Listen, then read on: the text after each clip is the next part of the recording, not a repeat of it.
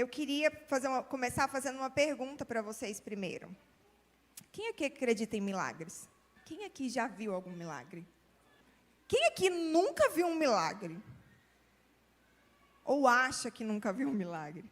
Porque todos os dias nós vivenciamos pequenos milagres. O fato de nós estarmos vivos, de nós estarmos aqui, de nós estarmos respirando, de nós termos acordado hoje é um milagre. Então, todos os dias nós vivenciamos um milagre. E aí, hoje de manhã, eu falei a respeito disso e falei assim, existem dois tipos de pessoa. Quando a gente pega um copo de água e coloca ele pela metade, ele está exatamente na metade. Vão ter dois tipos de pessoa. A pessoa que vai olhar para o copo e vai falar assim, o copo está meio vazio. E a pessoa que vai olhar para o copo e vai falar assim, o copo está meio cheio. Qual é o nosso olhar diante das situações? Como nós olhamos diante das circunstâncias? E aí, talvez, é a mesma coisa agora, quando eu falei para você, assim, às vezes você ficou com vergonha. Nossa, mas eu nunca vi um milagre. Você pensou assim, eu nunca vi um morto ressuscitar, eu nunca vi um coxo andar, eu nunca vi uma perna crescer, eu nunca vi nada disso. E aí, a gente considera como se fosse só milagres, coisas extraordinárias. Não que nós não desejamos ver essas coisas, mas só como se fossem coisas extraordinárias. Então, a gente acredita que Deus pode fazer milagres, mas, às vezes, sem perceber, sabe o que a gente faz? Limita o agir do Senhor. Limita o que Deus pode fazer nas nossas vidas. E é sobre isso que eu quero falar com vocês hoje, sobre colocar limites no agir de Deus. Porque, às vezes, nós limitamos Deus quando nós pensamos, não tem mais jeito. Já parou assim, numa situação e falar assim, nossa, olha, acabou tudo, agora é só Deus. Só Deus para resolver. Tipo assim, acabou, não tem o que fazer. Eu já esgotei todas as minhas possibilidades, agora é só Deus para resolver. Então, em vez de colocar Deus em primeiro lugar, eu coloquei Ele lá no último, como se assim, não existem mais alternativas, pronto, agora é Deus. E assim nós fazemos o quê? Limitando. Nós dizemos assim, isso nunca vai mudar. Não, fulano não muda, não precisa nem orar por ele, não vai adiantar, ele não vai mudar. Para mim, acabou. Não tem solução. Deus até pode fazer nos outros, mas em mim, Deus não pode. Então, será que realmente Deus parou de agir? Eu vivi numa geração, quando eu era adolescente, de muitas cruzadas.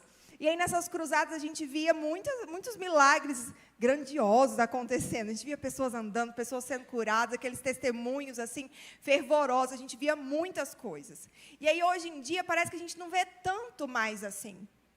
Mas será, então, que é realmente porque Deus parou de agir ou porque nós paramos de acreditar naquilo que Ele pode fazer? Será que é o nosso olhar que não mudou? Será que é o nosso coração que não mudou diante dessas circunstâncias? E aí eu queria tratar com vocês, então, alguns pontos relacionados a isso. O que nós fazemos que pode impedir, limitar o agir do Senhor sobre as nossas vidas. E eu queria te convidar a abrir a Bíblia, lá em Mateus, no capítulo 13, a partir do verso 54, que diz assim, e voltou para a cidade de Nazaré, onde ele tinha morado. Aqui é Jesus. Ele ensinava na sinagoga, e os que o ouviam ficavam admirados e perguntavam, de onde vem a sabedoria dele e o poder que ele tem para fazer milagres? Por acaso ele não é o filho do carpinteiro? A sua mãe não é Maria? Ele não é irmão de Tiago, José, Simão e Judas? Todas as suas irmãs não moram aqui? De onde é que ele consegue tudo isso? Por isso, ficaram desiludidos com ele. Mas Jesus disse, um profeta é respeitado em toda parte, menos na sua terra e na sua casa. Jesus não pôde fazer muitos milagres ali, porque eles não tinham fé. Percebe o cenário?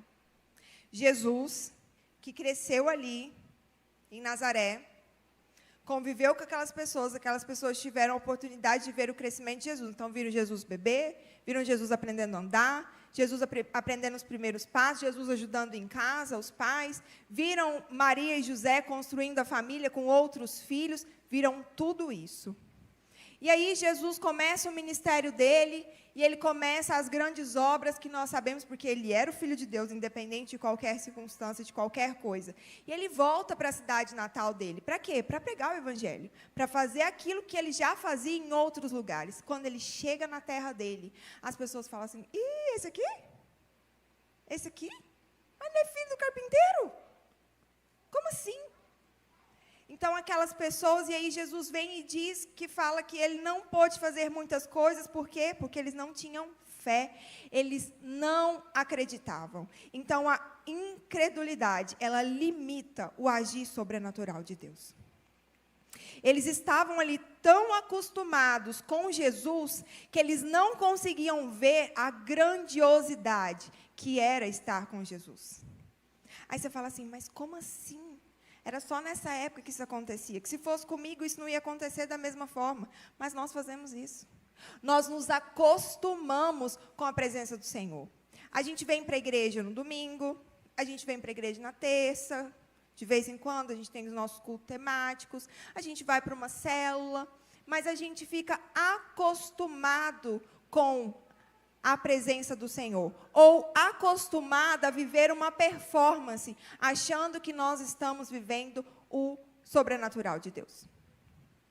Então, nós limitamos, nós dependemos, às vezes, de uma música bonita, nós dependemos de um acorde bonito, nós dependemos de alguém orando por nós dependemos, porque nós não acreditamos que só a presença de Jesus seja o suficiente. Então, nós precisamos de estrutura, nós precisamos de palco, nós precisamos de muitas coisas, porque nós achamos que a presença do Senhor não é suficiente. Da mesma forma com que essas pessoas aqui, que olhavam para Jesus, porque tinham visto Jesus crescer, elas olhavam e falavam assim, como pode ele fazer isso? Eu e você, sem querer, involuntariamente, às vezes repetimos a mesma coisa. Nós achamos que Jesus, por Jesus, não pode fazer muita coisa. Como se a presença dele fosse insignificante. Nós buscamos todas as coisas, buscamos performance, buscamos várias outras coisas, ambientes maravilhosos. Não que seja errado a gente querer essas coisas, mas o que mais importa é a presença de Jesus. É acreditar que Jesus se faz presente. É acreditar que o Espírito Santo se faz presente. Então, o problema nunca foi a falta do poder de Deus. Porque Deus pode fazer todas as coisas. Ele pode fazer o que Ele quiser fazer. Não existem limitações para Deus. O problema é quando a fé morre dentro de nós. O problema é quando nós deixamos de acreditar que Jesus pode todas as coisas. O problema é quando nós dizemos assim, agora é só Jesus que pode fazer. Mas o tempo todo é só Jesus que pode fazer as coisas. Independente da força do seu braço, independente das suas habilidades, quem pode fazer alguma coisa, e as coisas elas não vão acontecer sem que Jesus, sem que o Senhor permita que elas aconteçam. Então, a nossa incredulidade limita o agir de Deus. Às vezes você poderia ir muito mais longe, e você só não vai, porque você limitou o agir de Deus. Você foi até onde a força do seu braço alcançou. O além, às vezes, a gente não consegue viver. Então, que a gente possa entender que a incredulidade, a falta de fé, limita o agir sobrenatural de Deus. E dentro disso, a gente vai para o segundo ponto, pensando que Deus não trabalha na nossa lógica. Porque quando a gente diz assim, agora não tem mais jeito, acabou. Quando eu estou dizendo isso, eu estou pensando em que lógica? A humana, a minha. Eu estou colocando a minha régua, o meu limite para o agir de Deus. Esquecendo de que Ele é muito maior que isso. E a palavra do Senhor diz isso para nós. Lá em Isaías, no capítulo 55, a partir do verso 8 e 9. Isaías 55, 8 e 9. Diz assim, o Senhor Deus diz, os meus pensamentos são como os seus pensamentos, e eu não ajo como vocês. Assim como o céu está muito acima da terra, assim os meus pensamentos e as minhas ações estão muito acima dos seus. A régua de Deus não é a minha e a sua régua. O Senhor, Ele não age da mesma forma, Ele não pensa da mesma forma que eu e você, porque nós somos limitados, nós somos humanos. A nossa força é limitada, o nosso agir é limitado, mas para o Senhor não é. A palavra do Senhor vai nos dizer, quem é que pode acrescentar 1 segundo na sua vida? Alguém consegue? A gente não tem poder para isso, para que isso aconteça. E o Senhor diz que os pensamentos deles, então, são maiores que os nossos. E aí que vem o estalo, o pulo do gato. Quando termina a força humana, começa o cenário perfeito para o agir do Senhor. O Senhor age nas impossibilidades. A especialidade de Deus é o impossível. E aí eu queria trazer alguns exemplos muito práticos, porque às vezes eu e você, nós nos esquecemos disso.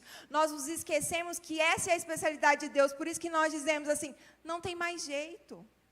Não tem solução, porque a gente esquece que a especialidade do Senhor é a impossibilidade. E a primeira história que eu quero trazer para você diante disso é a história de Sara. Lá, quando Deus faz uma promessa para Abraão, que ele seria pai de grandes nações, o tempo foi passando e aquilo não foi acontecendo. Abraão foi prosperando ali, prosperando na sua terra, saiu da terra, foi prosperando, mas aquela promessa de que ele seria pai de grandes nações, ela ainda não tinha nem começado a acontecer. Então, de repente, Abraão estava lá na sua terra, e ele avista alguns homens, e ele vai em direção a eles, serve eles, ele está ali, e um dos homens vira para ele e fala assim, o ano que vem eu vou voltar aqui, e vocês terão tido um filho. Sara está lá dentro da tenda, e ela ri. Ela fala, ixi, como é que pode? Estou velha. Pensa, uma mulher idosa, de uns 90 anos. Do jeito que a Bíblia relata, provavelmente Sara ali já tinha entrado na menopausa. O esposo era muito velho, Abraão já era muito velho. E ela olhou e falou assim, humanamente, era impossível. Poxa, como é que isso vai funcionar? Como que eu vou engravidar sendo tão velha assim? E aí o anjo, ali que estava ali naquele lugar, vira e fala assim, por que Sara riu? Por acaso há algo impossível para Deus? Por acaso tem alguma coisa que Deus não pode fazer? E aí, existe essa impossibilidade? E aí ele reafirmou, ele falou, o ano que vem eu voltarei nessa mesma época e Sara terá tido um filho. E o que aconteceu? Quando eles voltaram, Sara tinha tido o filho da promessa.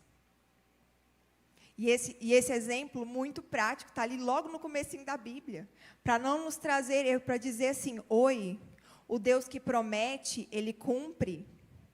O Deus, Ele é Deus de impossível. Ele, onde você não vê, onde a humanidade não estava vendo saída, não estava vendo solução, Ele vai lá e Ele faz, independente de qualquer coisa. E um outro exemplo que eu quero trazer para vocês ali é do Mar Vermelho. Moisés saiu do Egito, libertou o povo ali, e aí eles conseguiram finalmente, ali, depois de toda a história, você sabe, Faraó não queria deixar o povo ir embora, o Senhor estava endurecendo o coração de Faraó, e aí de repente, Faraó, vai embora, pode ir. 10 minutos depois ele mudou de ideia, né? Não vai não, vamos pegar esse povo aqui de volta. E aí aquele povo foi correndo, na força ali, pegaram ali suas famílias, pegaram suas coisas, pegaram seus animais e estavam indo embora. De repente, eles olharam para trás, Faraó estava perseguindo com um exército gigantesco, e eles chegaram no limite, eles chegaram de frente para o Mar Vermelho. Para frente era o mar, para trás tinha um exército de Faraó. E agora? Agora é o cenário perfeito para o impossível de Deus acontecer. O que Deus fez? Abriu o mar. Alguém consegue aqui abrir o mar? Alguém? Já tentou? Os cientistas estão tentando explicar que é um fenômeno e tal. Não, gente, mas a Bíblia relata. O mar abriu, era terra. Não era assim um pouquinho de água. Era terra. Eles passavam lá no meio. A impossibilidade de Deus. Ali eles foram até o limite, até o que eles conseguiam com as forças dele, que era o quê? Eles correram, eles foram adiante, eles pegaram as coisas deles, eles estavam indo, eles não queriam retornar. Quando eles chegaram no impossível, o que Deus fez? Abre o mar vermelho. E eles puderam passar no meio do mar. Se não bastasse isso, o mar já tinha aberto. E você fala assim, mas o exército vai passar também. O mar já está aberto? Não, quando aquele povo terminou de atravessar e o exército estava no meio do mar, o que Deus fez? Fechou o mar. O cenário estava perfeito e propício para a impossibilidade de Deus agir. Então, por que nós insistimos em achar que não tem solução? Que não tem como fazer? Deus não trabalha na nossa lógica. E um outro exemplo que eu gosto muito é da história de Lázaro. Lázaro era amigo de Jesus, muito amigo de Jesus. A Bíblia relata que Lázaro, Maria, Marta e Jesus eram muito amigos. Jesus amava aquela família, de uma forma muito pessoal, de uma forma humana. E Jesus recebe a notícia de que o amigo dele estava doente. Ele poderia ter ido imediatamente e ele diz assim para os seus discípulos, nós não vamos agora, porque tudo o que vai acontecer é para a glória de Deus. E então, depois de 2 dias, Jesus decide ir. Então, depois de 2 dias, ainda tinha um deslocamento, porque ele não estava perto. Chegaram e foram. Quando Jesus chegou finalmente na casa de Lázaro, Lázaro tinha morrido. O grande amigo de Jesus tinha morrido. Marta corre ao encontro de Jesus. Marta diz, fala assim, Senhor, se o Senhor tivesse aqui, meu irmão não tinha morrido. Marta tinha fé, que se Jesus estivesse lá, Lázaro não tinha morrido. E Jesus fala para ela assim, crê, ele vai ressuscitar. E ela, ele vai ressuscitar no dia que todos os mortos vão ressuscitar. A fé dela estava limitada naquele momento, ela estava diante do próprio Deus, e a fé dela estava limitada, porque na lógica dela, pronto, já não tinha mais solução, acabou. Se o Senhor tivesse aqui, ainda tinha, porque o Senhor podia curar ele, mas o Senhor não estava, ele já morreu. E aí, então, ele vai em encontro de Maria, e a Bíblia relata que quando ele chega próximo ao túmulo de Lázaro, Jesus chora. O Jesus humano, ele chorou por um amigo, ele chorou, o coração dele ficou triste, mesmo sabendo o que iria acontecer.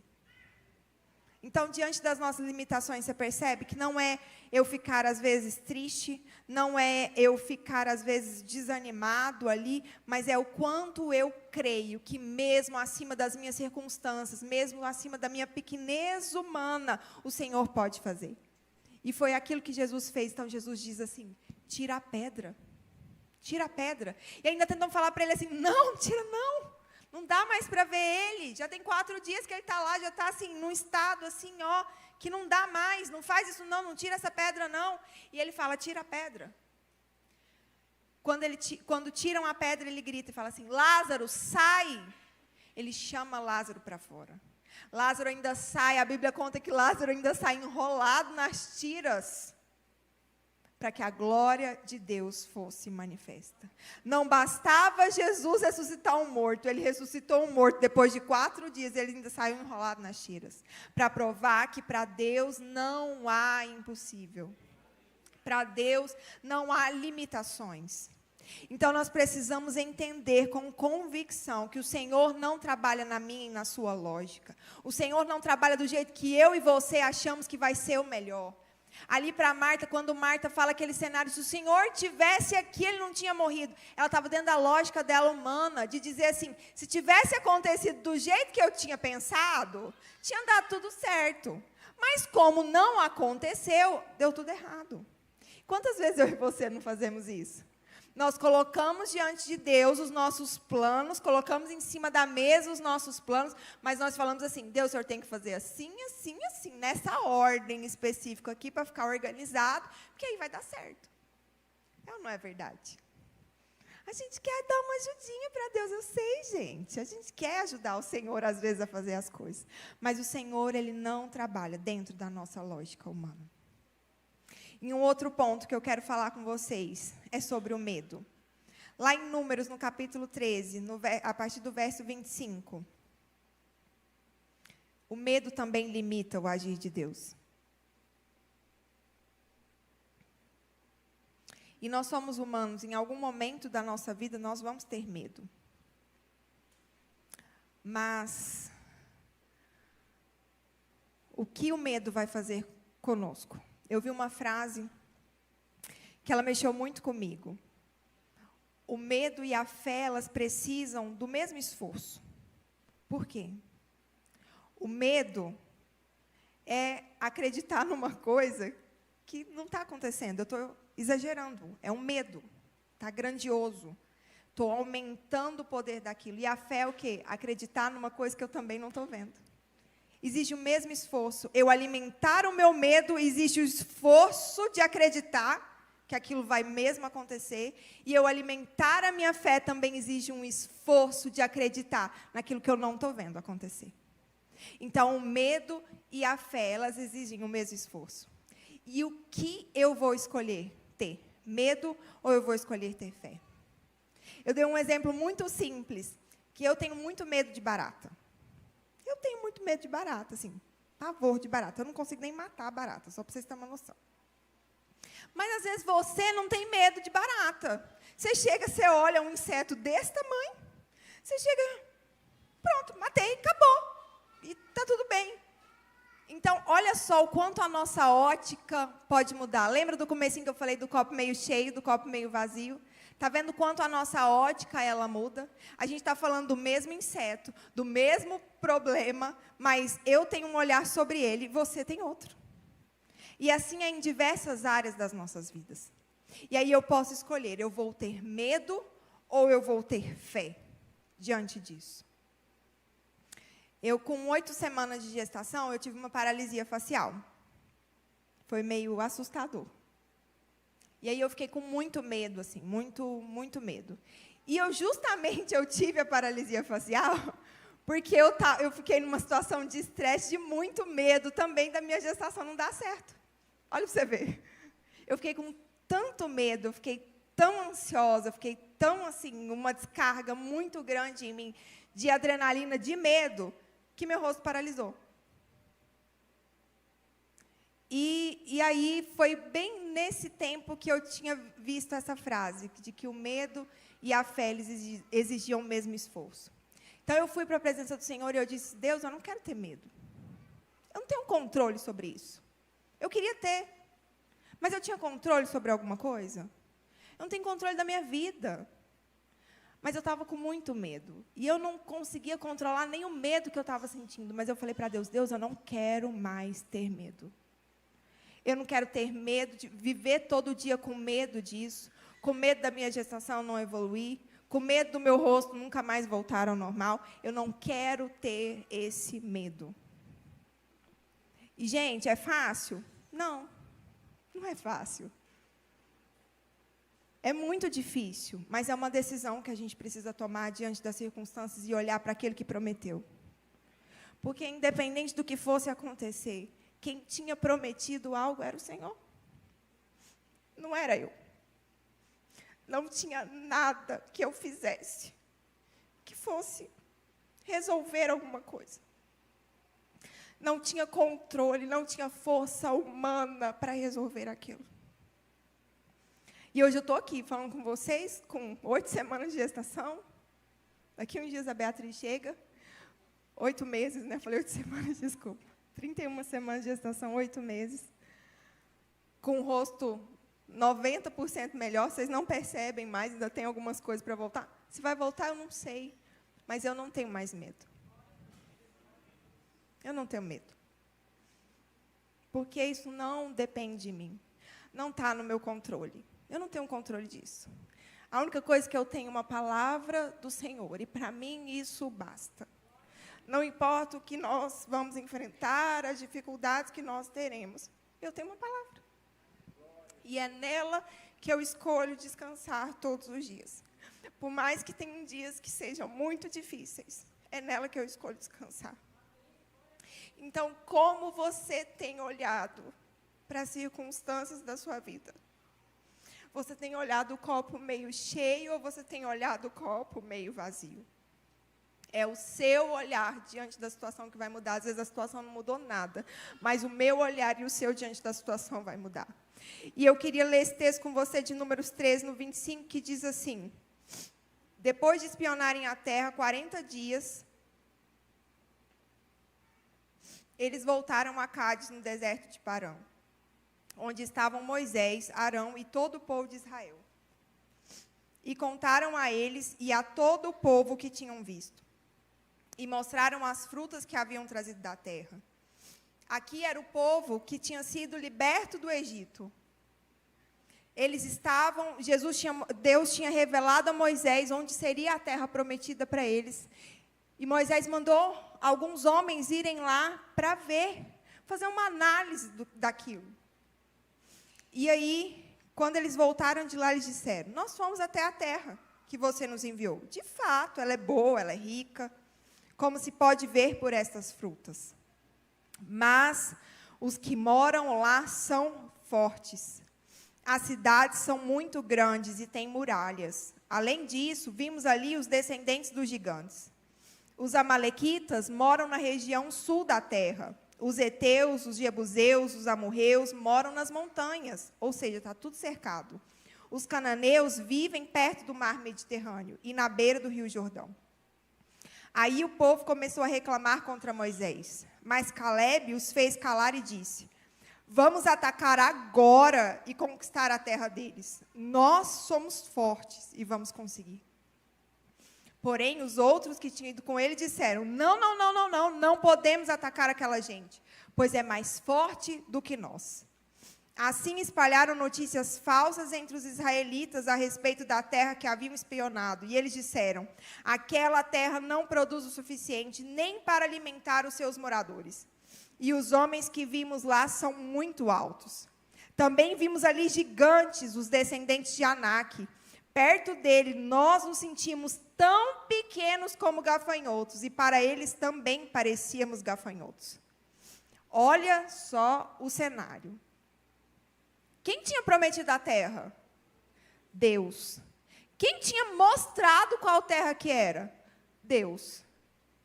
E eles chegaram lá, e eles olharam e viram assim: não dá para nós. Não dá, tem muita gente malvada, muita gente forte, tem gigante, e nós somos o quê? Eles se viram como gafanhotos.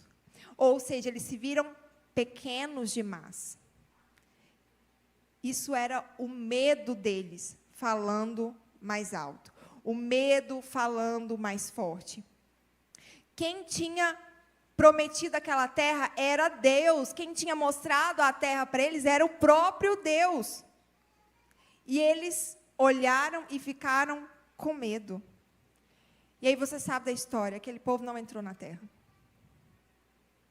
Eles não conseguiram entrar na terra prometida. Porque quem alimenta o medo enfraquece a fé. Não dá para alimentar as duas coisas, você tem que escolher. Lembra que eu falei? É o mesmo esforço. Então eu estou gastando meu esforço, minha energia no quê? Calebe ainda tenta parar eles e falar assim: não, vamos agora, Deus prometeu, vamos atacar esse povo. E eles falam: não. Vamos ficar com medo aqui mesmo. Vamos ficar quietinho. Vamos ficar aqui, seguros. Mas Deus havia prometido. Então, onde nós temos que manter o nosso olhar? No Senhor e naquilo que Ele prometeu que Ele faria. Jesus nos fez uma promessa quando Ele voltou para os céus. Ele disse assim: um dia eu vou voltar para buscar vocês. Nós não sabemos quando isso vai acontecer. E o mundo está ficando cada vez mais difícil, cada vez mais perigoso, cada vez mais tenebroso. Mas nós temos uma promessa de que Ele voltaria para nos buscar. Então nós precisamos alimentar a nossa fé, acreditando que Ele voltará e que Ele cuida de nós. E não o medo das coisas que estão acontecendo, das coisas que ainda estão por vir. Mas alimentar a nossa fé. Porque assim nós venceremos todos os dias os nossos medos. Porque eles vão nos cercar. As circunstâncias, elas vão estar lá. Os dias difíceis, eles vão estar lá. Mas como eu olho para os dias? Como eu olho para as minhas circunstâncias? E por último, em quarto lugar, eu quero falar com você que Deus procura quem acredita. Em Hebreus, no capítulo 11, no verso 6, diz: sem fé, ninguém pode agradar a Deus, porque quem vai a Ele precisa crer que Ele existe e que recompensa os que o procuram conhecer melhor. O Senhor diz que sem fé é o quê? Impossível agradar a Deus. Nós precisamos de fé. O que o Senhor pede de nós? Fé. E fé não é entender tudo, mas é confiar sem ver. Não é ter controle de tudo, mas é acreditar no que o Senhor disse. E eu quero trazer um exemplo, e aproveitando muito o ensejo, que hoje é Dia das Mães, eu quero trazer o exemplo de Maria. Uma pessoa que decidiu acreditar no impossível de Deus. Maria era uma jovem que não era casada, recebeu a visita de... Está lá um belo dia na casa dela, recebe a visita de um anjo, que diz assim: Maria, você foi escolhida. Você dará à luz a um filho, e não é qualquer filho, é o Salvador. Maria fica, a Bíblia conta assim, que em algumas versões, que ela ficou assustada. Porque como assim ela não era casada? Olha aqui a nossa humanidade falando mais alto. Ela não era casada, e ela daria à luz a um filho, sendo virgem. Como é que isso funciona? Não dá, não funciona assim. Mas o anjo explica para ela e fala assim: não se preocupe com isso. Ou seja, não preocupe com esses detalhes, não. Porque o Senhor, Ele age na impossibilidade. E agora é a resposta que muda tudo. Maria, mesmo entendendo a pequenez dela, a limitação dela, a impossibilidade daquele cenário, ela diz assim: eis aqui a serva do Senhor, que cumpra em mim exatamente o que você disse. Imagina se Maria tivesse decidido falar assim: não vou, não quero, não acredito, não tenho fé disso. A oportunidade que Maria estaria perdendo de gerar o Salvador, de ser a escolhida. Então, Deus, Ele procura pessoas que acreditam. Mesmo quando o cenário é impossível, mesmo quando o cenário é improvável, Ele procura pessoas que acreditam. Será que o Senhor tem o meu e o seu sim? Ou será que Ele tem os nossos talvez? Talvez. Depende, deixa eu analisar aqui a situação para ver se eu aceito entrar nessa empreitada. O Senhor, Ele quer alguém que acredita, independente da circunstância, independente da situação. Assim como Maria olhou e falou assim: e agora? Porque você imagina a quantidade de problema que Maria ia ter. Maria não era casada. Naquela época, mulher, se a mulher aparecesse grávida, o que acontecia com a mulher que não era casada grávida? Ela era morta, ela era rejeitada.